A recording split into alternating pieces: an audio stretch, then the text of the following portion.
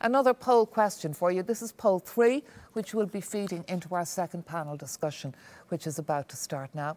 What's the most important objective to you in terms of social sustainability in our food production? Is it the health and safety of farmers? Is it improving farm incomes? Is it ensuring a younger workforce? Improving work-life balance? Promoting gender balance in agriculture? Or strengthening local communities? Please ignore that noise in the background. We are checking out what it is and we'll let you know presently what it is. But for the moment, we'll continue and I'll introduce you to our second panel. So with me here in our virtual studio is Cathal O'Donoghue. He's the Chair of Social and Public Policy at NUI Galway. Caitlín Uí Aodha was supposed to be here in the studio, but her trawler had a problem and she's been looking for a part all morning. So Caitlín Uí Aodha, trawler woman from the Burrenbeo and also owner of the fish restaurant Iseult. Thank you, that's the end of that noise, just for you, Caitlín. She's also a former chief executive of the Irish Southeast Fishing Organisation. Also here in Dublin, we're delighted to welcome Iseult Ward. She's co-founder of FoodCloud, which matches leftover food with charities and community groups, avoiding food waste and achieving social good, and who's won many awards for her social entrepreneurship. And we've already had some questions in about that issue of waste. So that's a subject we'll be talking to you about, Iseult. And we're also joined remotely by Brendan Dunford. He's a champion of sustainable farming in the Burren, and he co-founded the Burrenbeo Trust with his late wife Anne. He's also advised on the Agri-Food 2030 strategy. And when I was looking at this lineup of guests, and we'll start with you, Brendan, I just thought it's such a strong panel of people who've got such fantastic stories to tell about people, place and food and the production of food and the connection between them all. So tell us your story and what you're bringing to the table from all that experience you've had there in the Burren. Yeah, thanks, Anya, and greetings from the beautiful Burren. It's a lovely sunny day here. So yeah, I often feel like an imposter at these events because my story is quite local, but I think it has a value because it does connect people, place, food and society. And I suppose it's really relevant because about 20 years ago when we started work here, we were in a very challenging position because I think the word environment was a very dirty word and farmers felt very, I suppose, threatened by SACs and different designations. And since that time, through really good local leadership by the farming community and support from the scientific community, we've managed to turn the threats as they're perceived then into opportunities. And I think today, where I'm sitting in the heart of the Burren, you can see a thriving landscape, a rural community which is still, I guess, struggling because of the decline in rural society, but farmers who are earning a living now, not just from producing great food, but from actually producing. Oh, have we lost the connection to Brendan there? We'll try and re-establish that because Brendan does have a great story to tell.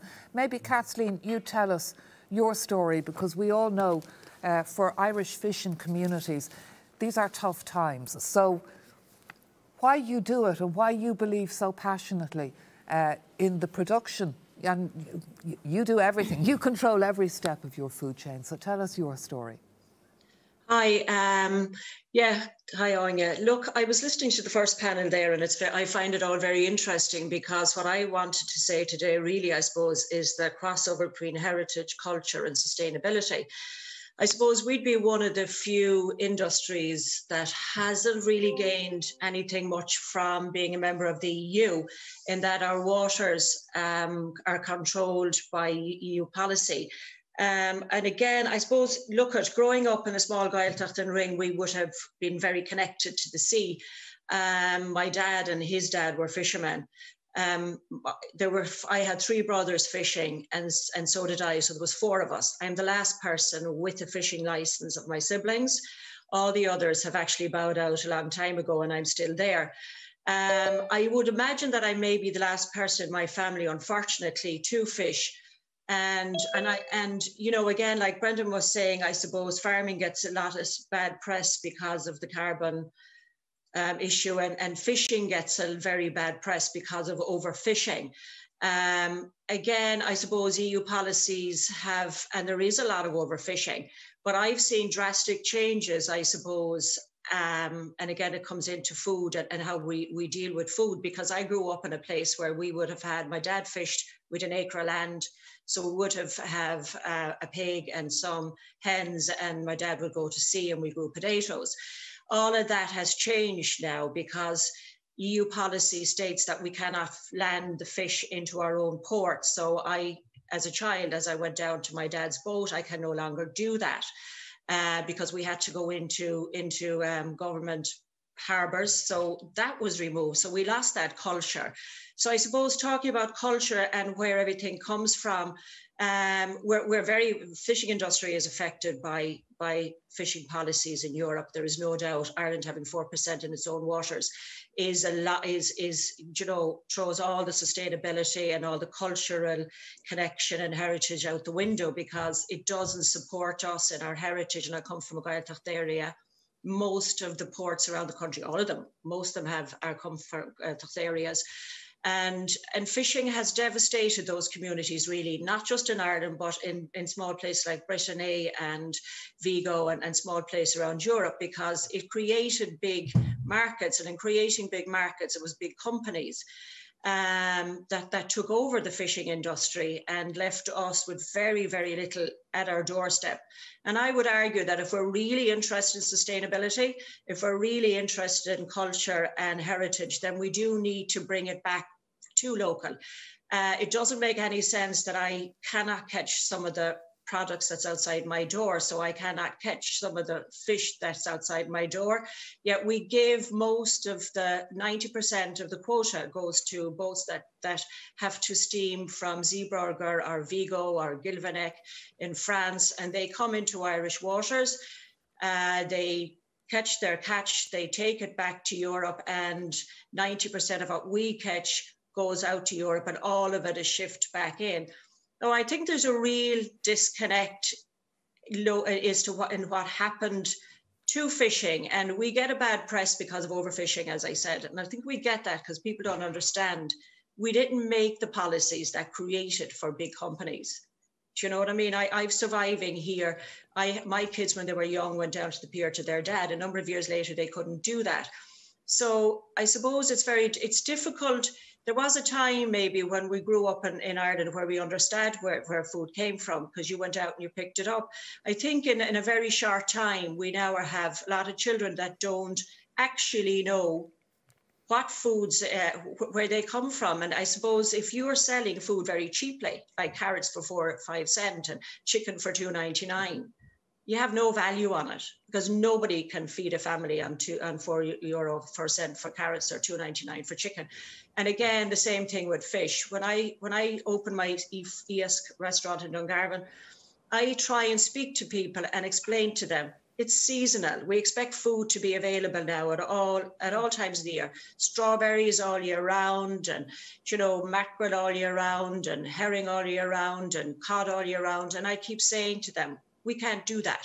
It's supposed to be seasonal. It's not supposed to be, like knitting a jumper, you have a jumper all year round. This is supposed to be, I think we need to bring it back to culture.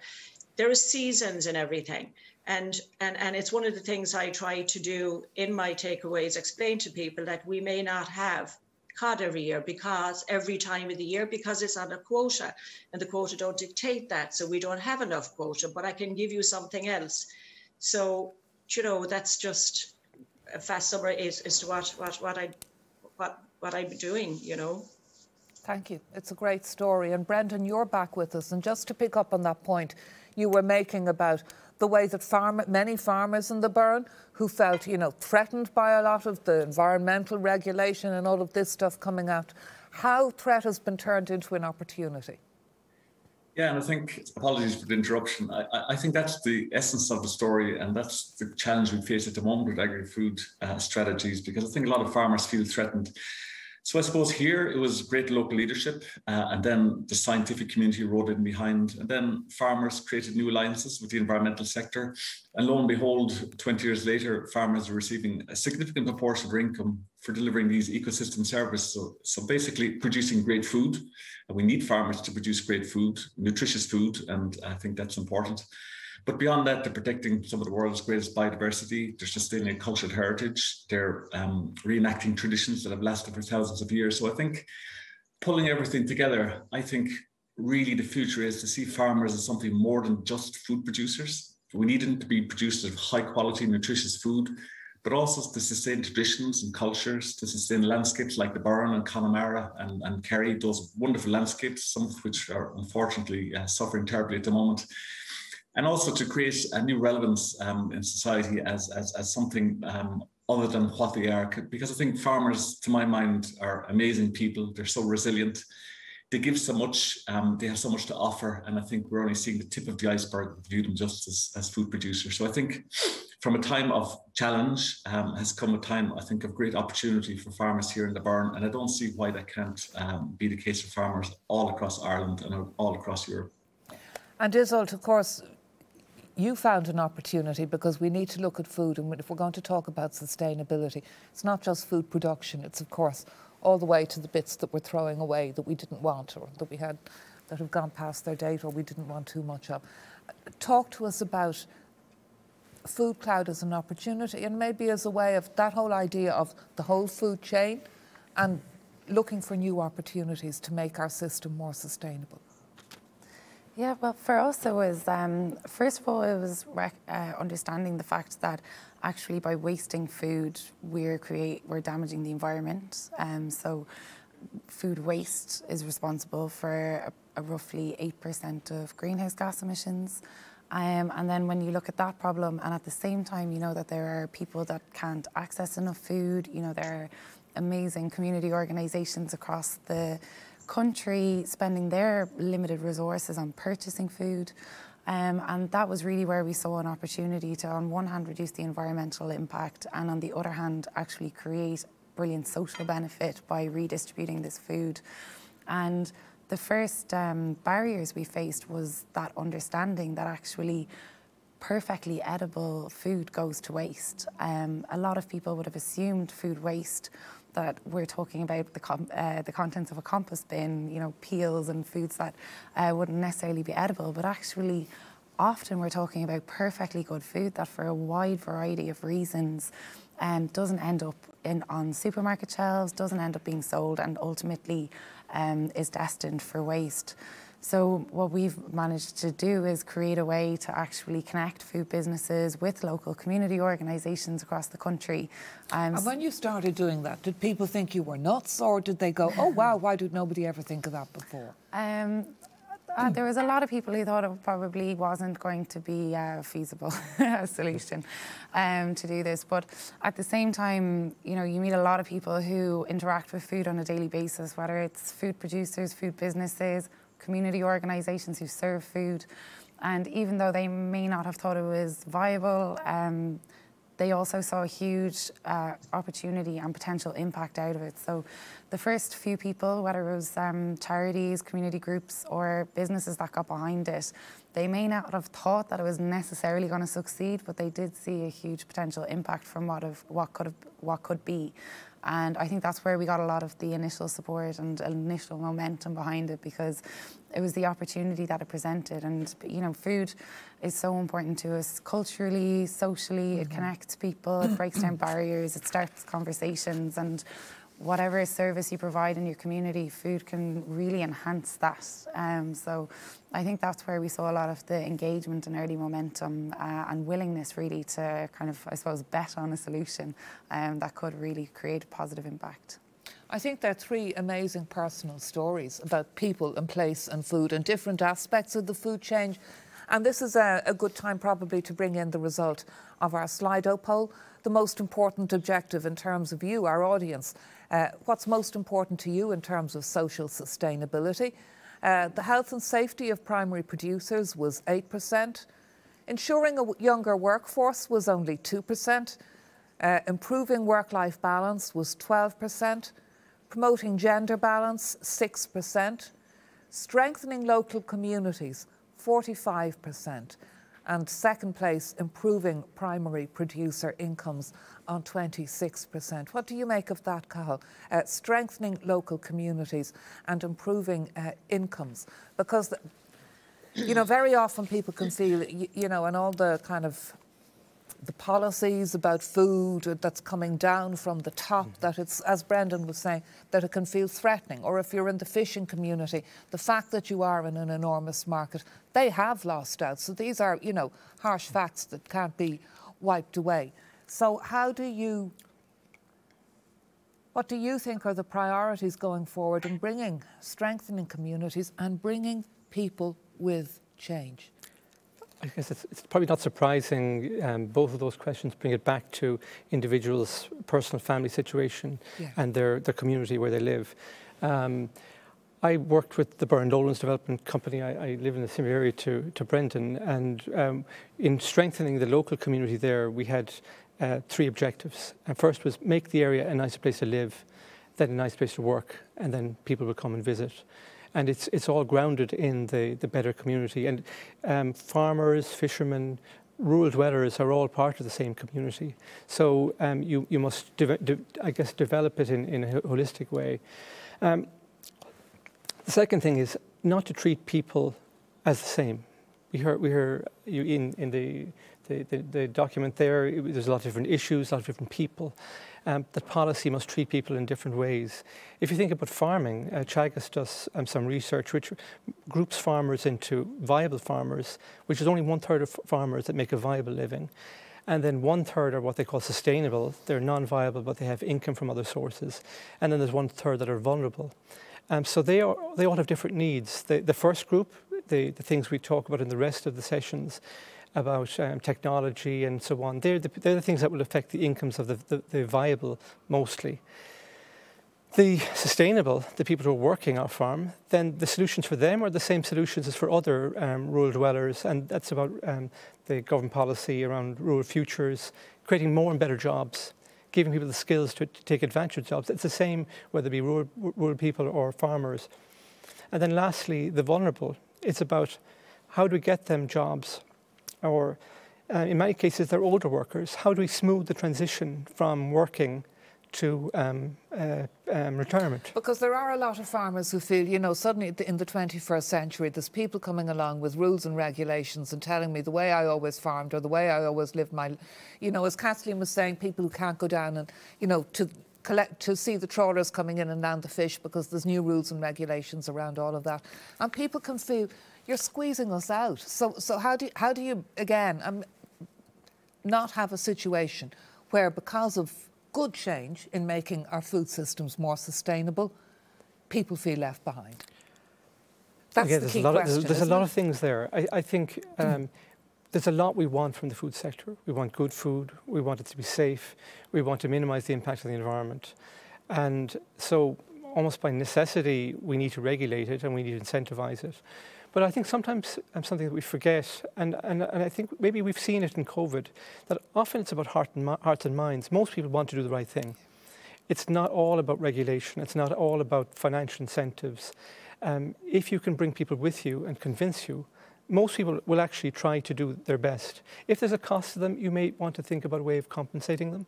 But by and large, if you can make it easier for people to do things, then I think people will do them. And find ways that they'll find an opportunity. It Exactly. is all about finding new opportunities. Caitlín, there's a question here. Tom Arnold said in Summit 1, actions must be bottom up. So given the pressure your community is under, which you described so eloquently there, and, you know, those big pressures of, you know, the EU and the rules and quotas, they're not going to go away. How can local communities be supported in developing bottom-up solutions and finding a more sustainable future for themselves within that very big market? Well, I suppose, Anya, these are words I would have heard for the last 20 years, bottom-up solutions and stakeholders having a lot of say in where we're going. But, you know, I suppose... And then this, and again, going back to sustainability, it hasn't happened. You know, there are, and I understand that, and that policies have to be made, and that we are better off in the EU. I'm not anti-EU, but it's one of the places that the EU has failed, I think, is in fisheries. And I think it's not just for Ireland. I think it's failing fisheries to protect our stocks. I think it's failing in coastal communities. So we as a little island, and we are a little island, and we are surrounded by water. So we're islanders, and we have a great affinity with the sea, and we love the sea, and it makes us the people we are, which is very strong, resilient people as a nation. And we can see that we bounce back all the time.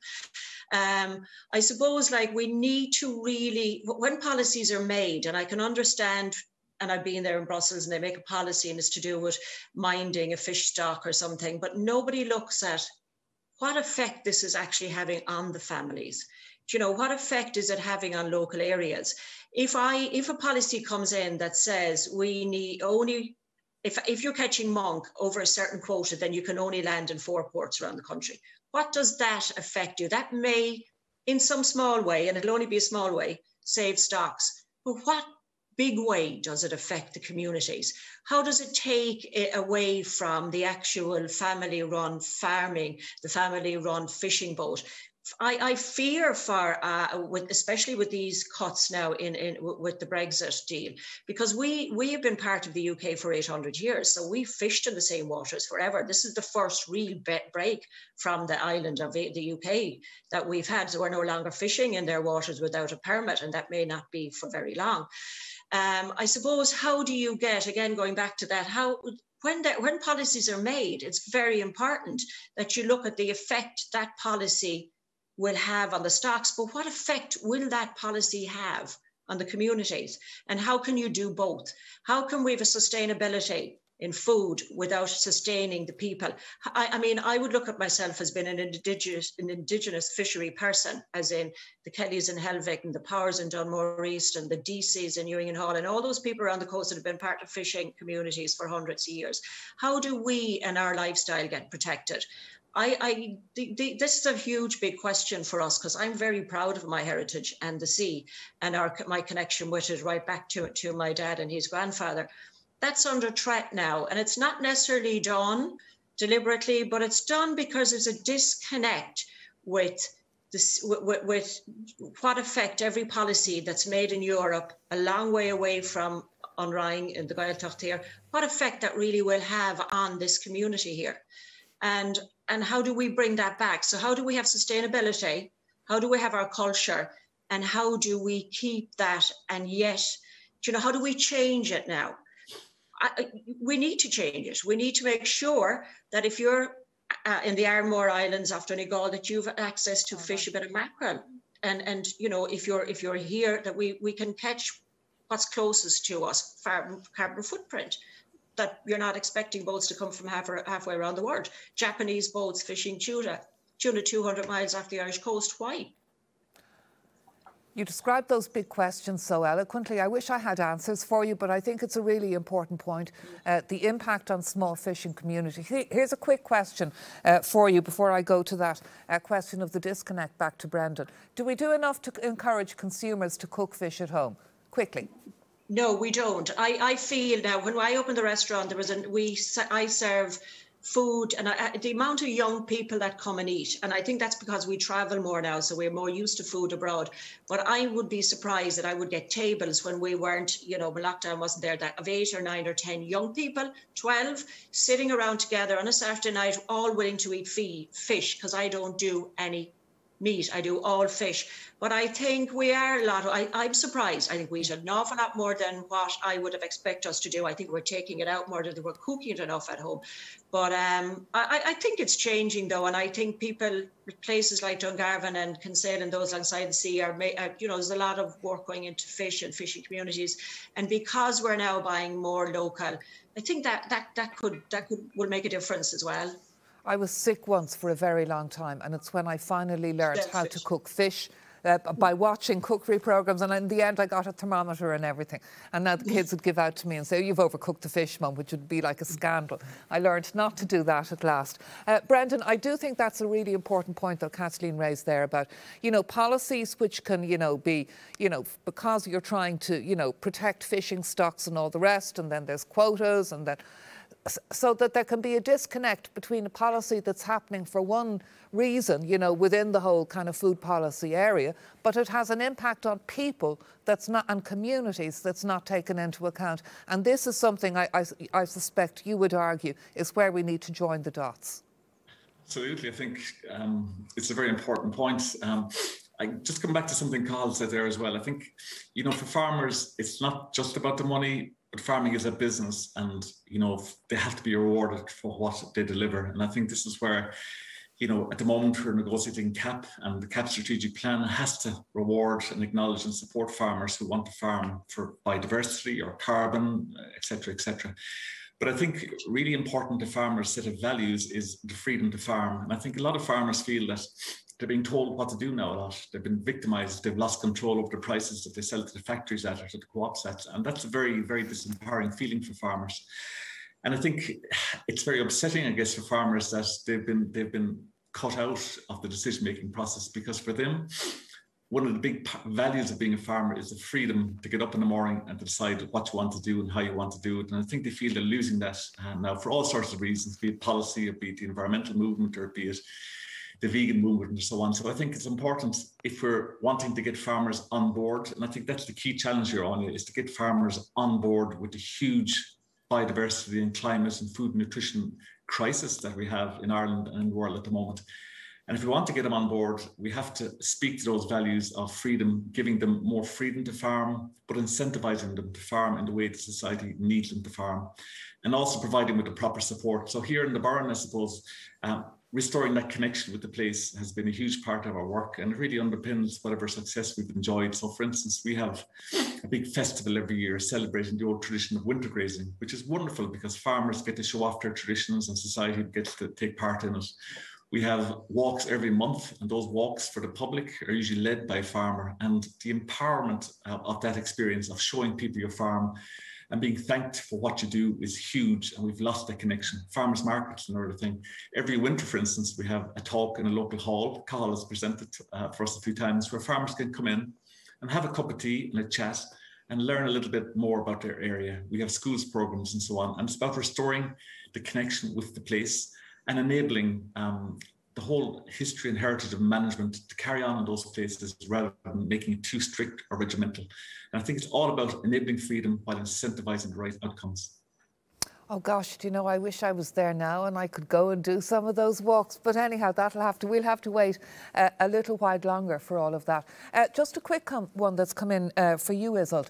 Does FoodCloud have a healthy food policy? And if not, are there any plans to implement one in the future? Now that's interesting, isn't it? That's another challenge on top of what you're already doing. Is that something you already take on board?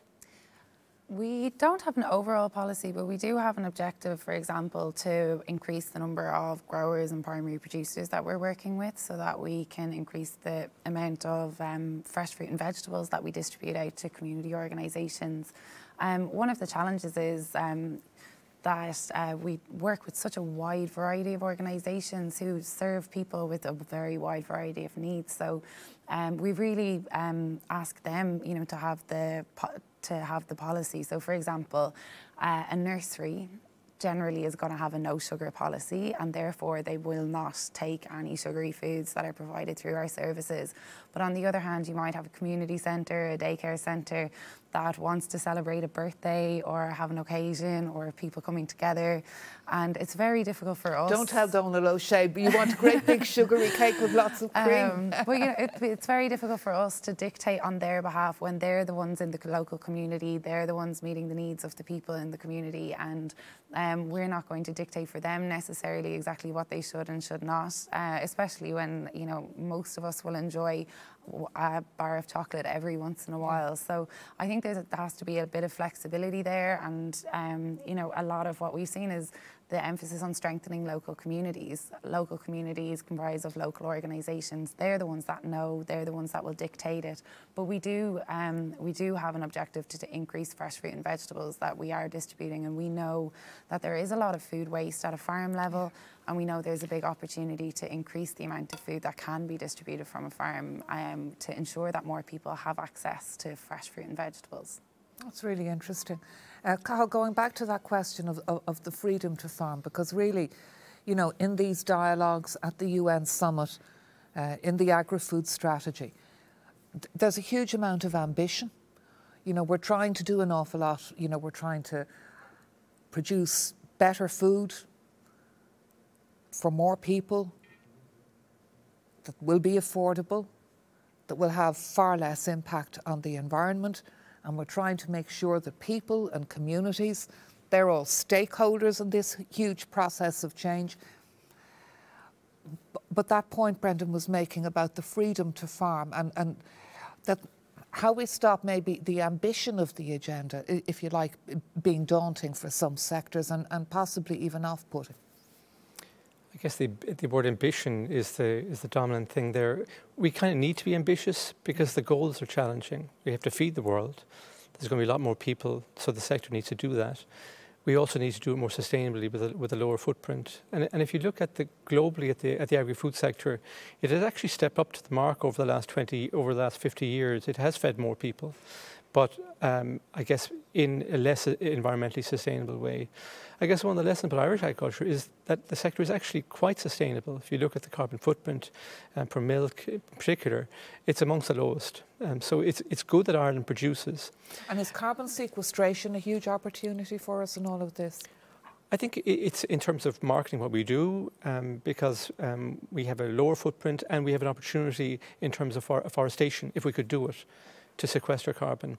I did a back-of-the-envelope calculation coming up here that if we had met our forestry planting targets since 2014, we would have covered more than the emissions that we've created in the expansion of dairy. So really? Yeah, really. So it's about four hectare forest sequesters carbon over life cycle, but four cows. So again, the spectre of, great big culls of the national herd are coming because, biogenic methane has become a baddie and all the rest. You can have evolutionary change plus positive change could get you the same result. If we went back to the 80s and 90s, dairy farmers were the ones who were planting amongst the most forestry because they were buying land to buy quota, and they were planting, and they might buy the land up the country, they put forestry on it, and they would use the quota to have milk down in Cork and Kilkenny and Waterford. So they actually did it before. Teagasc have this proposal about offsetting. So if you want to expand, you buy the emission rights from either people who want to plant forestry or plant it yourself, or maybe working with the beef herd, because there's more income from dairy than from beef, so that you could come to some relationship maybe with a beef farmer that if they reared your replacement animals, that you could produce milk animals and they would produce your replacements. You have less overall animals, less emissions, and higher income. So there are solutions. We often know what to do, but the question is how to do it and how to get the right levers. Some of them are things like schemes like Brendan in the Burren programme. They pay farmers for results. When they deliver improved biodiversity, they get paid more. I think that was a really great experiment that could be applied elsewhere in other environmental goals. Then there is the hearts and minds. Training, communicating. That's where I love the idea of those winter talks and the community coming together with a cup of tea, because it's not always the big browbeating kind of the big message. Sometimes it's as much as that, the chat from your neighbour, and that's actually what's going to. Oh, it's fantastic. I've as Brendan said, I've been there.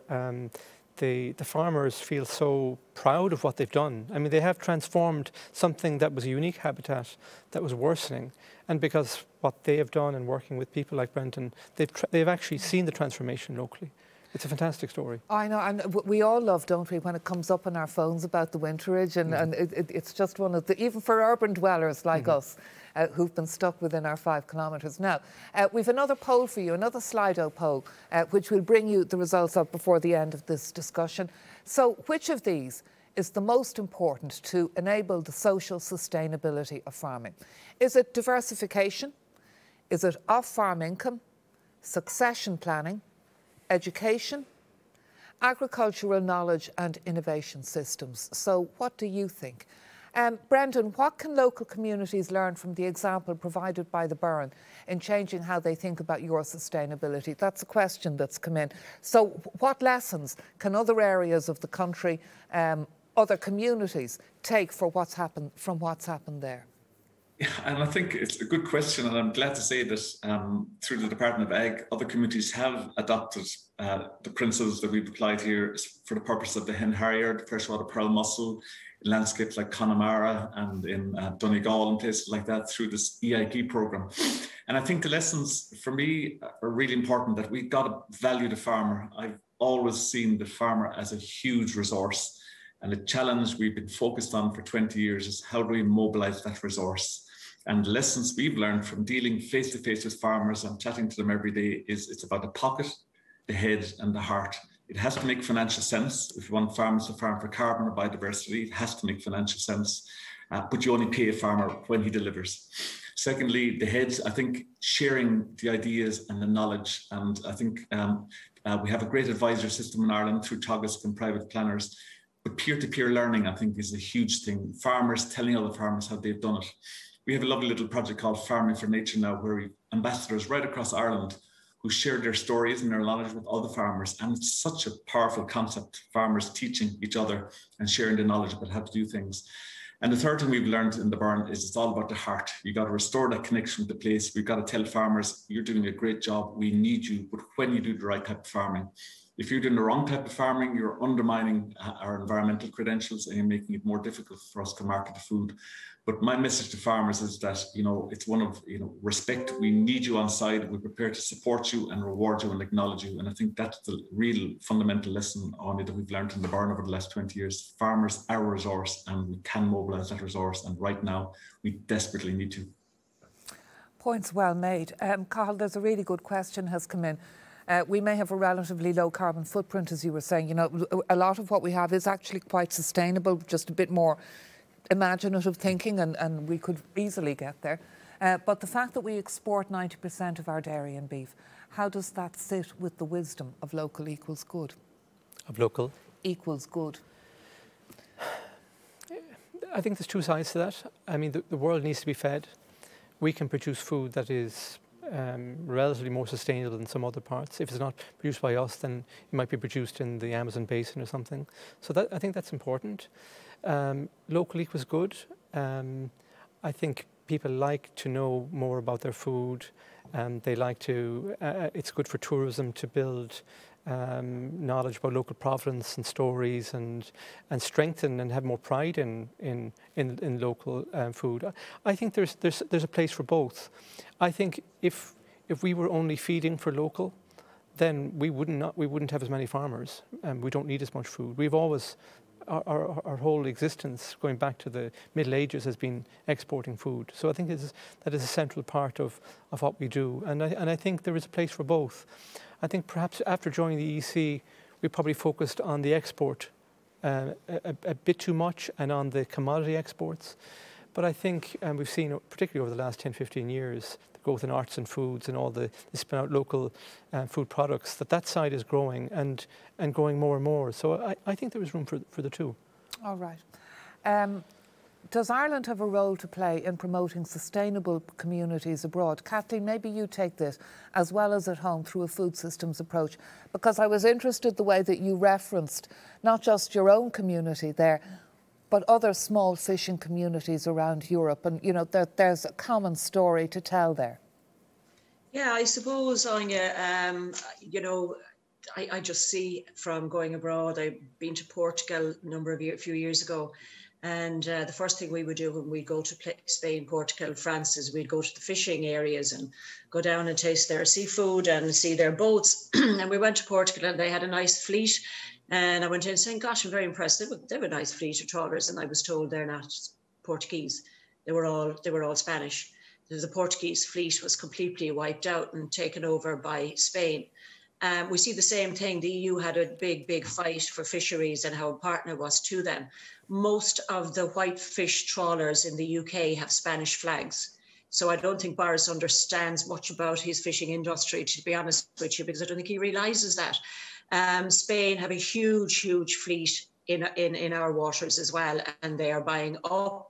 So I suppose my fear and my holding on to my one boat is that where Europe, because it's economically driven, has always, I suppose we saw the decline in small shops and small farming and small fishermen, and that's just something that happened after we joined the EU, and money went into other things like roads and all of that. But I suppose now, because we are in a world where we're supposed to be looking at the carbon footprint, and we're supposed to be looking at sustainability and sustaining people's culture and understanding more about it, we need to have, Europe needs to have a serious look. They have lost the UK.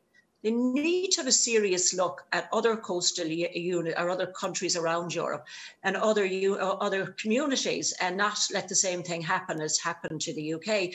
It did happen in France, and it did happen in Portugal, it did happen in other small areas that you know, those closest to the source just aren't simply allowed get the majority of the product. And I think if we're serious about communities, then we need to re-look at that.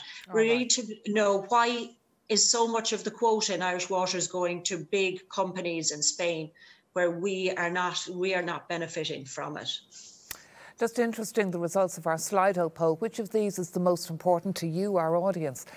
To enable the social sustainability of farming.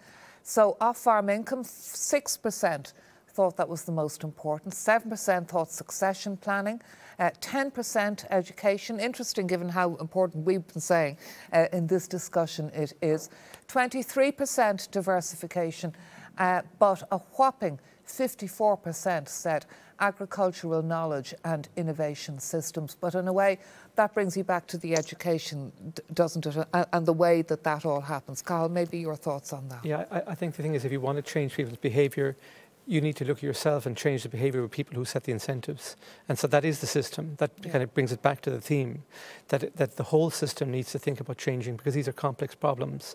I'm surprised, actually, that is the number one, but it's very good from the perspective of what the dialogues are trying to achieve, to think in a systems perspective.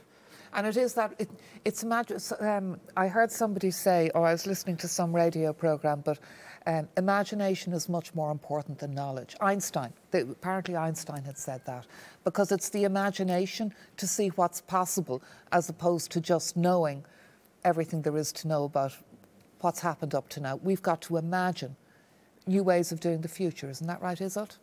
Yeah, definitely. I don't think we'd be here, FoodCloud would be here today if that wasn't true, because if I knew everything about the food system and the food industry, I might have seen too many barriers, and we as an organisation mightn't have been able to start because of it. But it was actually our imagination and the imagination, I think, of many others that have supported us and helped us grow along the way, that actually has helped us grow and connect so many food businesses and community organisations nationally. So, no, I think it's imagination is definitely something incredibly valuable to us today.